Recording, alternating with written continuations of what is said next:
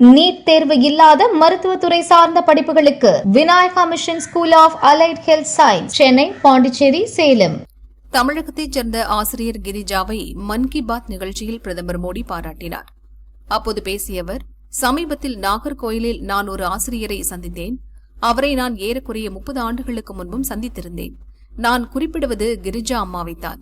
இந்த சந்திப்பின் போது பல இளம் மாணவர்களும் அவருடன் உடனிருந்தனர். கிரிஜா அம்மா ஏறக்குறைய 15 பள்ளிகளை நிர்வகித்து வருகிறார். அவற்றுள் சென்னையில் அமைந்துள்ள ஒரு பள்ளி முதன்மையான கல்வி நிறுவனமாக திகழ்கிறது. அவரது தேசபக்தி உணர்வு ஒவ்வொரு இந்தியருக்கும் உண்மையிலேயே ஊக்கமளிப்பதாக உள்ளது. மன் கி பாத் நிகழ்ச்சியிலிருந்து உத்வேகம் பெற்ற கிரிஜா அம்மா நாட்டின் வீரர்களின் நலனுக்காக தானும் பங்களிக்க வேண்டும் என்று உறுதியேற்றார். அந்த நோக்கத்தை முன்னிட்டு தனது பள்ளிகள் அனைத்திலும் பயிலும் மாணவர்களை இதில் பங்கேற்குமாறு அவர் ஊக்கப்படுத்தினார்.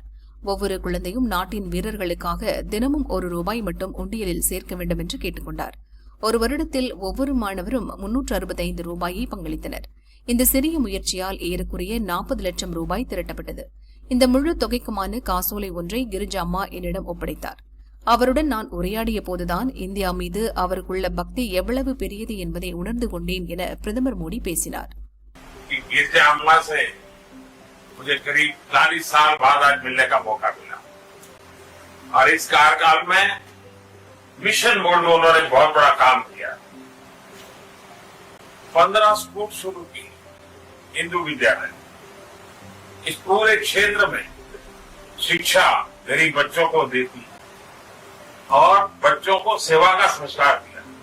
प्रतिदिन ₹1 वो डोनेट करते हैं बच्चे और वो पैसे कभी असम के बाढ़ पीड़ितों के लिए, कभी गुजरात के भूकंप पीड़ितों के लिए, कभी कारगिल के युद्ध के अंदर सैनिकों के वेलफेयर के लिए, यानी लगातार उनका सेवा यज्ञ चलता। பிரதமர் பாராட்டிய ஆசிரியர் கிரிஜா ஜெயகோபால் கருடியா இந்து வித்யாலயா என்கிற பள்ளியை நடத்தி வருகிறார். 15 இடங்களில் இந்த பள்ளி உள்ளது. சென்னை மேற்கு மாம்பலம் போஸ்டல் காலனியில் அமைந்துள்ள பள்ளி முதன்மையானது. ஜெயகோபால் கருடியா இந்து வித்யாலய பள்ளி 1975 தொடங்கப்பட்டது. 50 ஆண்டு கால பாரம்பரியம் கொண்டது.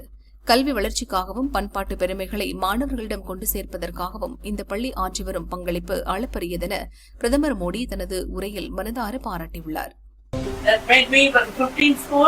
10,000 children, 650 teachers, 290 staff. Everyone contributed. This is the gift for my golden jubilee.